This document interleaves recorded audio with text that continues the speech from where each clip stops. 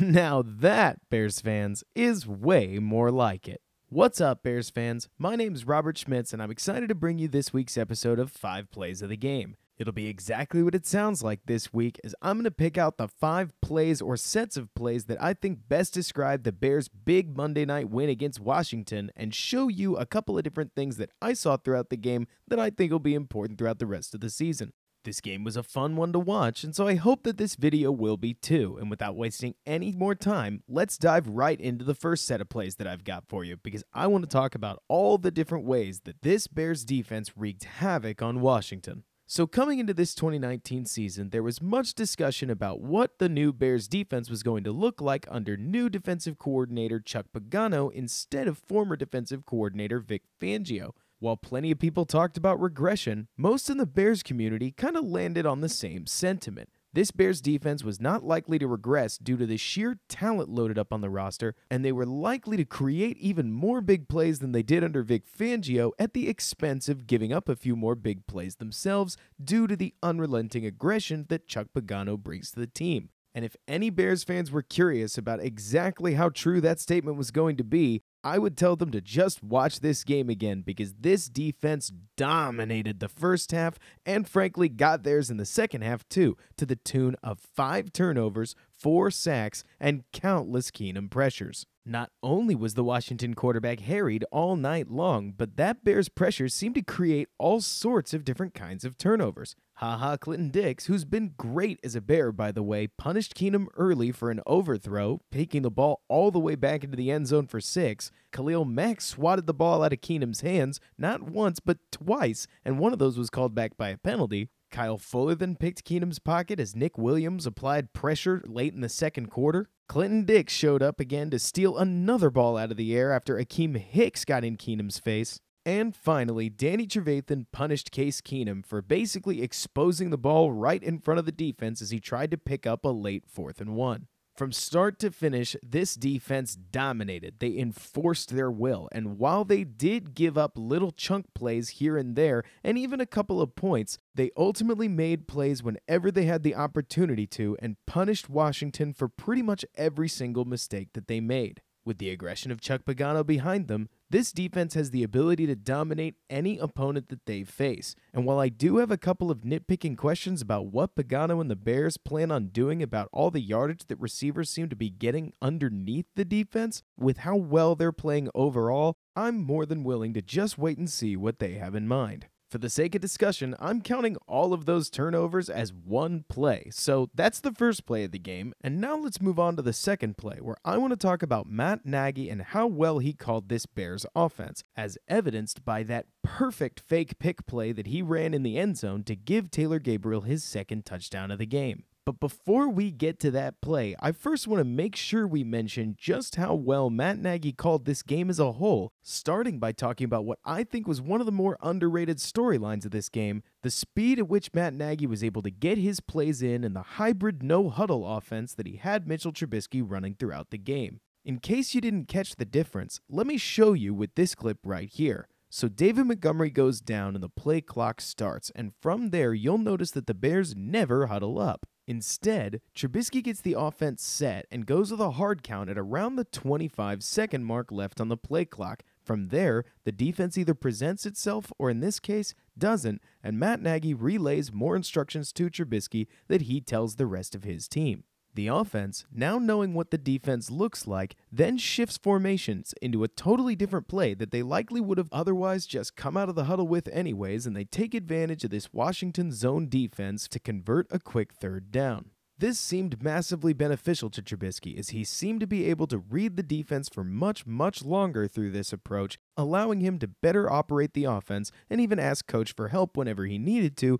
because until that 15-second mark, he and Nagy are looking at exactly the same defense and able to make the exact same pre-snap read. And all of that is great, but without a good offensive game plan to pair with it, the Bears offense would have still struggled. Thankfully, Nagy came out with a great game plan that used over-the-middle, short and medium crossing routes and slants to allow Mitchell Trubisky to get back into the groove of throwing into the middle of the field, giving him easy, short completions that took advantage of a Redskins linebacking core that just wasn't able to keep up. And while I could keep yammering on and on and on about Nagy for honestly quite some time, I think that this touchdown throw to Taylor Gabriel right here shows just how well Matt Nagy, when at his best, understands just how defenses are going to react to the way that he prods them and is able to take advantage of it. You see, in 2019, there's almost no end zone play more popular than the pick play. We're seeing it all over the league right now, and what usually happens is that the outside receiver, in this case Gabriel, sets a pick about a yard off the line of scrimmage, which is legal in terms of the NFL's rulebook, and allows that inside receiver, in this case Burton, to run a quick route out towards the pylon and ideally have enough separation for an easy touchdown throw. Nagy knows that defenses are getting wise to this though, but he also knows that they never remember to keep covering the pick guy. So in this play, when Burton runs that out route and the Redskins, as you can see, sell out to try and take away Mitchell Trubisky's throwing angle to Burton, he's able to casually look back towards Gabriel, now sitting wide open in the end zone for one of the easier touchdown throws of his life. This is phenomenal play design and extraordinarily self-aware given the trends of 2019, and that makes me really excited about what Matt Nagy's going to be able to bring to this Bears offense going forward. Certainly, if he's able to keep cooking up new tricks like this, he should be able to keep this offense fresh and help it avoid going stale over time. And I can't talk about Matt Nagy, of course, without talking also about Mitchell Trubisky, who's the subject of our third play of the game,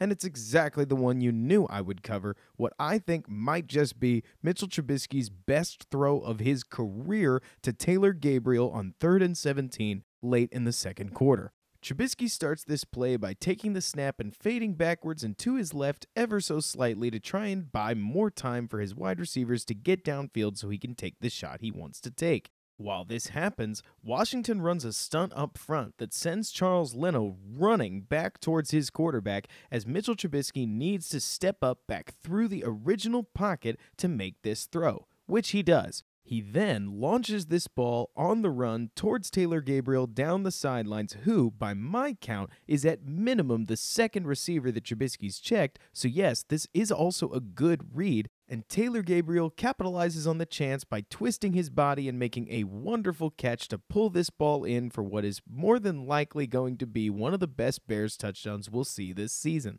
Again, just to recap, we've got Mitchell Trubisky displaying pocket presence, checking off his first read at minimum, throwing on the run, well downfield, and with the help of Taylor Gabriel, converting this 3rd and 17 into a big-time touchdown. I'm not trying to be hyperbolic when I say I think this is the best throw I've ever seen Mitch make, given all these variables, and it couldn't have come at a better time. Regardless of whether Washington's defense is any good, Mitchell Trubisky needed a big game this week, and though I don't think he was quite as good as his numbers might suggest, he consistently found open men to throw to outside of one really nasty bad read in the end zone that he confirmed after the game, and ultimately gave himself a lot of positive things to build on going into a very big divisional game this weekend against the Minnesota Vikings. Moving on now to play number 4, you and I both knew that I was going to have to cover Danny Trevathan's sensational look-away sack, didn't we?